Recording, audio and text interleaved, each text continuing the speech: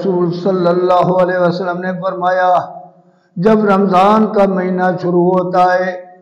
تو جنت کا دروازہ کھول دیا جاتا ہے، جہنم کے دروازے بند کیے جاتے ہیں اور سارے شیاطین کو زنجیروں میں جکڑ دیا جاتا ہے۔ جب شیطان زنجیروں میں جکڑ دیے جاتے ہیں، لیکن شیاطین کے دو قسم ہیں، شیاطین من الجن والانس، جو شیاطین جنوں میں ہیں وہ تو جکڑ دیے جاتے ہیں، جو انسان ہوائیں ہیں وہ کھلے ہوئے رہتے ہیں۔ اور رمضان شروع ہونے سے پہلے ہی اب دیکھو 100 والی چیز 500 ہو گئی،